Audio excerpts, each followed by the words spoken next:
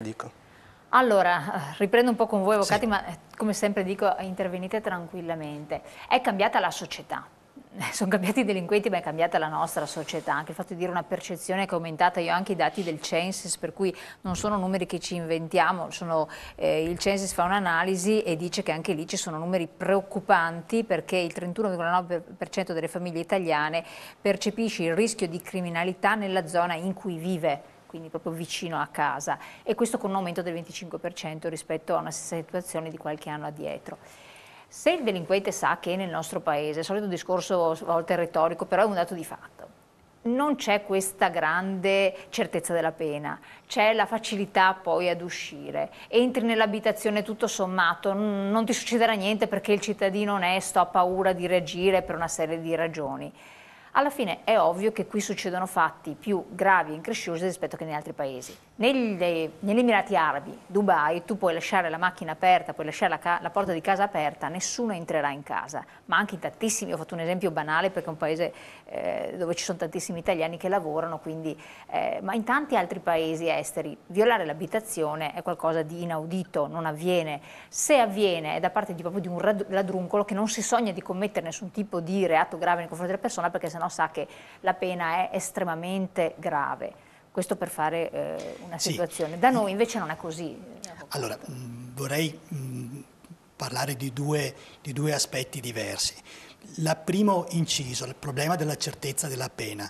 Oggi la pena, non si può dire che non vi sia la certezza della pena.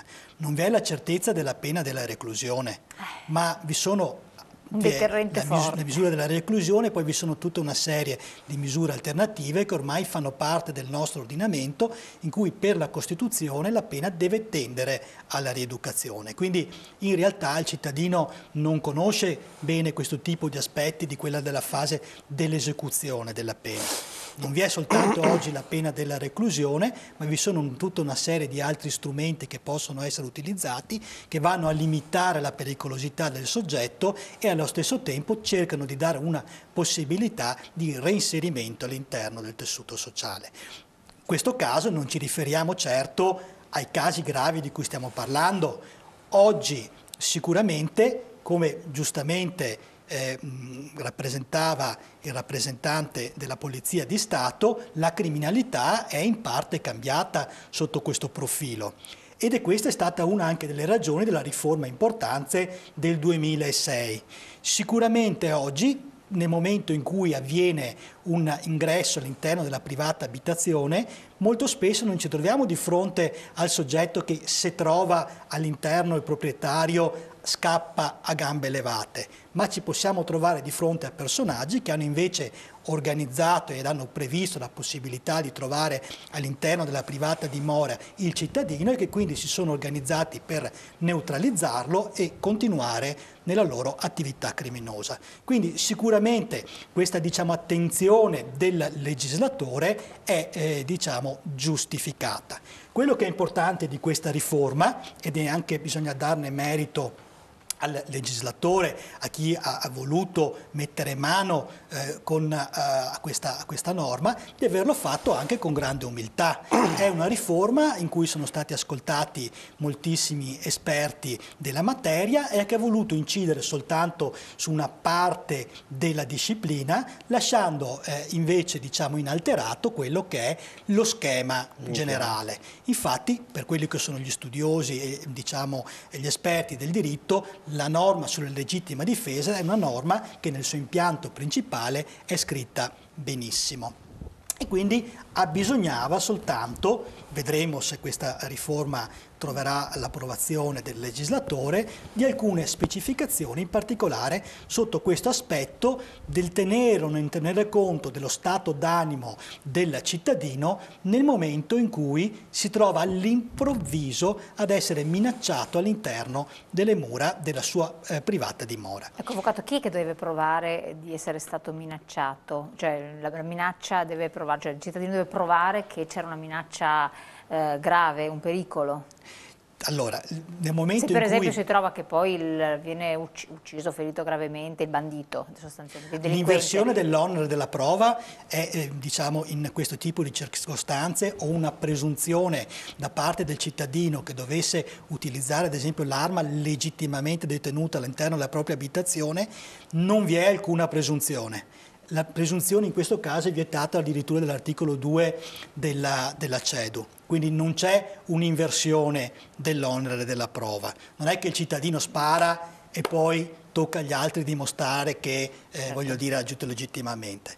Quello che è un discorso però un pochino più difficile da fare, ma che mi sembra che valga la pena accennare in questo contesto, è quello del significato della riforma di un istituto di diritto penale, che non può essere, diciamo, strumentalizzato, utilizzato come una, diciamo, bandiera di carattere di propaganda. Ma nell'intenzione del legislatore non mi sembra nemmeno che sia stato così, perché effettivamente, dicevo, l'articolo della legittima difesa subirà, se mai dovesse essere, soltanto delle modifiche di chiarimento. Che cosa succede oggi? Il cittadino in qualche maniera, diciamo, la crisi economica, le nuove tecnologie, l'immigrazione creano una situazione di insicurezza addirittura all'interno del proprio focolare.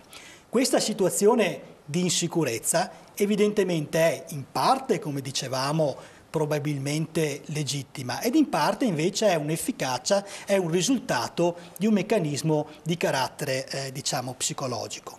Qual è il rischio? Il rischio è quello di chiudersi, ed allora, diciamo, l'avversione verso i cittadini, le persone che arrivano nel nostro paese, ed allora il tema della legittima difesa privata o pubblica. L'importanza, diciamo, della riforma di questo, diciamo, normativa non può essere offuscata da questo tipo di motivazioni. Bisogna continuare comunque ad distinguere quella che è la riforma del codice penale rispetto a quelle che sono invece la necessità di trovare una via di soluzione dei problemi diciamo, del nostro Paese. Non deve essere vista la legittima difesa come una chiusura in se stessi. All'interno c'è la tempesta, quindi perlomeno io mi sento libero a casa mia di fare quello che voglio. Non può essere così e non sarà così nemmeno per quella che è la riforma.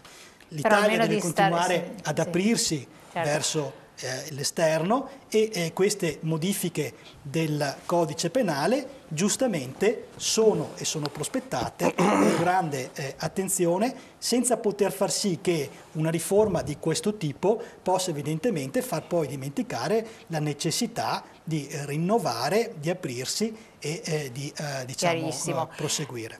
Però d'accordo il fatto dell'apertura nei confronti di chi deve entrare con intenti leciti, onesti nel nostro paese, eccetera, però quando sono in casa mia, cioè, bene o male dovrebbe essere un'inviolabilità, non posso ogni rumore saltare sulla sedia perché non so che l'intenzione di chi entra in casa, e purtroppo ci sono zone del nostro territorio che sono particolarmente battute.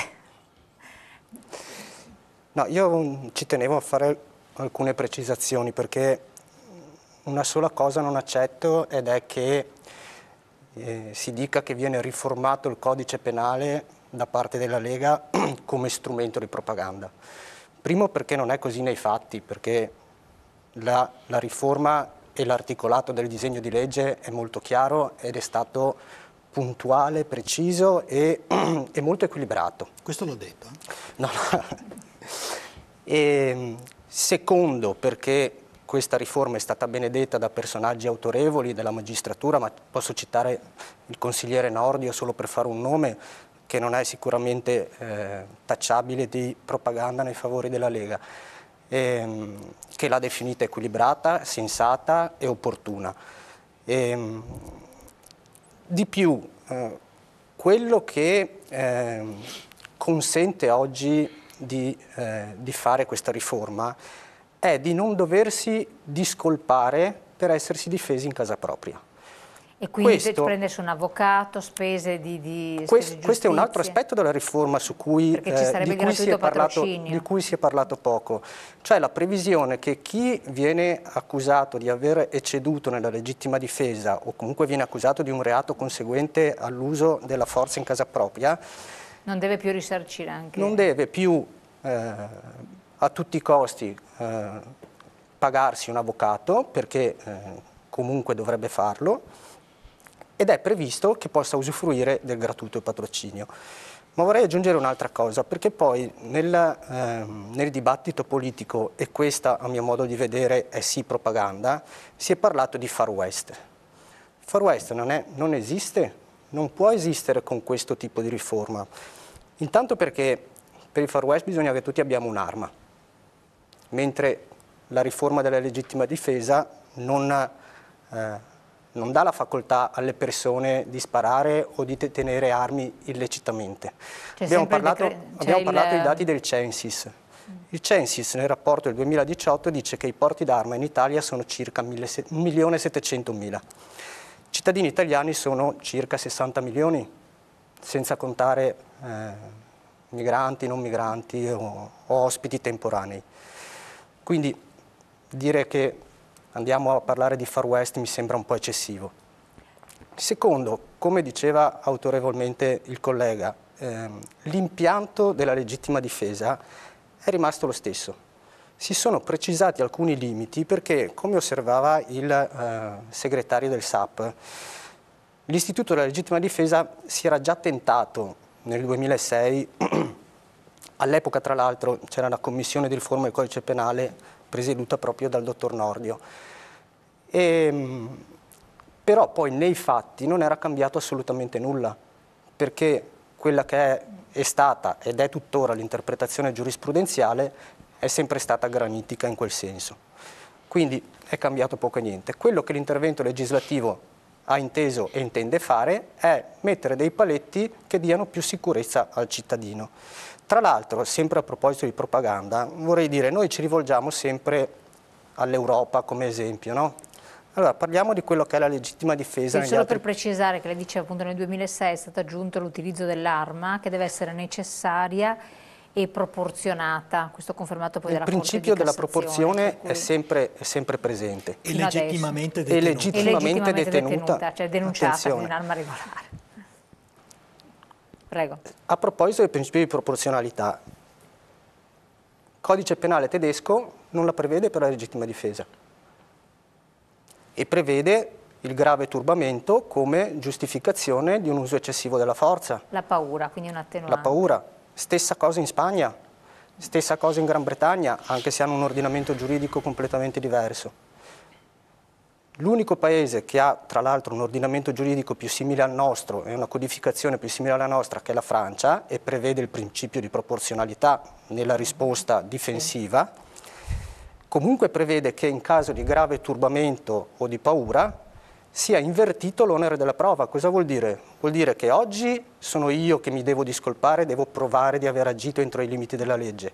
Domani sarà chi mi accusa che deve provare che io ho esagerato. Certo, in Inghilterra, anche se non c'è proporzione, dal momento in cui c'è violazione di domicilio, in Inghilterra c'è un principio della ragionevolezza della risposta, solo che questa ragionevolezza non viene valutata con un bilanciamento dei valori in gioco, cioè della vita persa o dell'offesa al patrimonio, per esempio.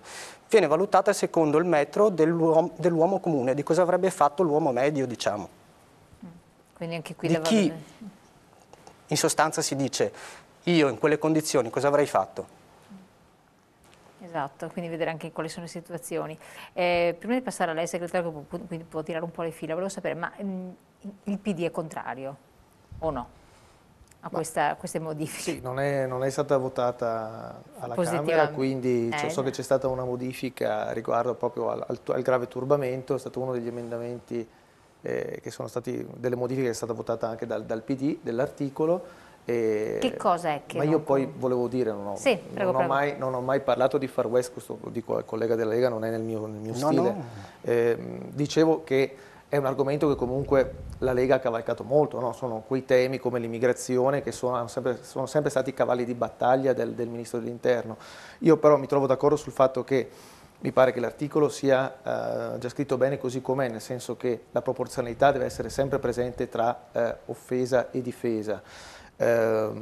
Citavo i dati sul fatto che processi sensazionalistici, anche il caso di Stacchio alla fine, naturalmente il benzinaio è stato e giustamente assolto dal reato, ma l'indagine penale è sacrosanta. Però ne è uscito malconcio. È archiviato Stacchio, è stato archiviato. Sì, è stato archiviato, però non è stata una passeggiata. Però lì lui, insomma, ho letto anche le sue interviste, la persona era molto turbata da quello che era avvenuto e insomma riteneva che non ci fosse, io ho letto le sue interviste, nessuna necessità di modifica della legittima difesa, ecco, visto che è stato uno dei protagonisti che ha vissuto sulla sua pelle, sulla carne viva quello che è successo. Io sono d'accordo con lui e con quello che diceva il rappresentante sindacale della polizia, cioè dobbiamo intervenire non sull'articolo della legittima difesa, ma su tutti quei sistemi di prevenzione che sono collaterali, cioè allora perché il Ministro dell'Interno non finanzia e non dà più soldi a polizia, carabinieri, vigili del fuoco, guardia di finanza, perché non potenziamo i presidi, perché non diamo soldi per mettere la benzina nelle auto piuttosto che avere tutte quelle dotazioni che hanno le forze dell'ordine per poter prevenire e fare da deterrente. È vero, però non possono essere presenti ovunque. È vero, però da questo punto di vista, se non facciamo quest'atto qui, anche la modifica della legittima difesa, a mio parere, diventa più uno specchietto per le allodole che per altro, perché, ripeto, i dati, la percezione delle persone, i dati smentiscono il fatto che ci sia una recrudescenza di questi reati, punto primo. Punto secondo, appunto la popolazione, quello che vede realmente, più che detenere un'arma e quindi fare tutta la trafila per poterla avere e poi poterla utilizzare. Sì, però non si parla di arma, potrebbe essere anche il bastone o la clava. Sì, però in questo caso, io avevo letto anche alcune delle opinioni, per esempio, al di là di quello che diceva Nordio, ma l'Associazione Nazionale dei Magistrati ha espresso grave preoccupazione sulla modifica in quanto tale come è stata approvata alla Camera dell'articolo sulla legittima difesa. Però loro sono degli operatori, no? Voglio dire, da avvocato sono coloro che operano e che maneggiano la giurisprudenza e ritenevano che allargare troppo le maglie poteva anche permettere, diciamo, usi illegittimi della legittima difesa, scusate il gioco di parole. Credo che io da cittadino sono più felice e sono più sicuro se sono operatori del settore che detengono le armi e operano per la mia sicurezza e la mia incolumità. Sì, però non posso intervenire. Non devo essere costretto a difendermi da solo. Verissimo, però dire. Se la persona, se in casa sono le 8 di sera, succedono 8 di sera, senti dei rumori al piano superiore di casa tua, tu puoi fare quello che vuoi, la persona ce l'hai dentro, e carabinieri, polizia, esercito, forse non ti arrivano in 5 minuti, in 5 minuti succede già tutto e non fai neanche tempo a prendere il telefono perché magari sei paralizzato dal terrore. Che cosa fai in quel mentre? No, ma allora la certezza della pena per esempio può essere deterrente rispetto a questi reati che riguardano il patrimonio, no? Perché poi adesso, salvo veramente casi che sono di una violenza inaudita, e parliamo anche di casi veramente molto particolari, ma si viene all'interno delle case per rubare, per esigenze, no, che sono reati contro il patrimonio e quindi non è detto che uno entri necessariamente per fare violenza. Io devo essere tutelato dalle forze dell'ordine e dalla certezza della pena da questo punto di vista. Sì, però secondo me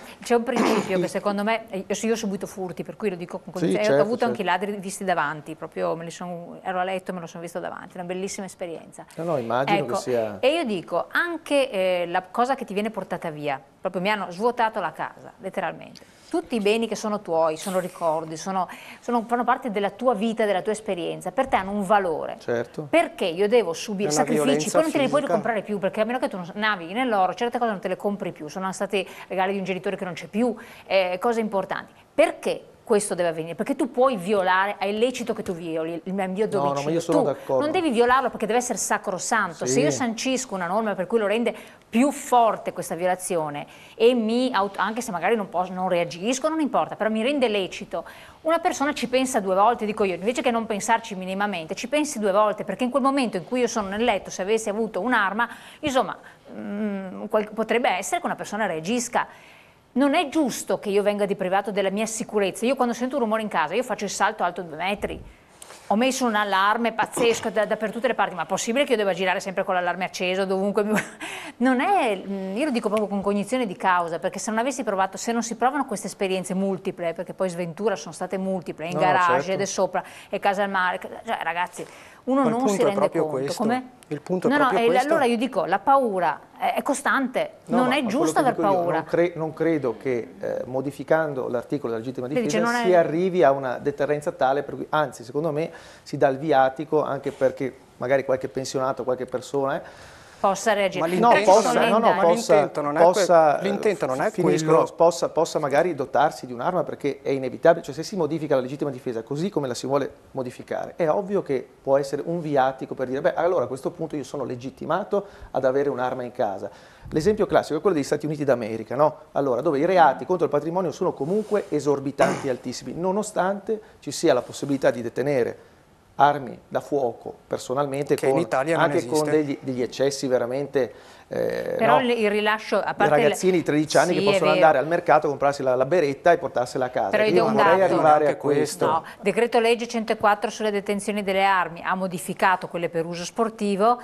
C'è stato un aumento del 41% nel 2018, quindi nel 2017, della richiesta di armi per uso sportivo, quindi a fronte di una legge non modificata c'è stato un aumento della richiesta, ma la legge rimane invariata, cioè quindi l'arma non la do a chiunque. E la signora Maria non è detto che si procuri un'arma.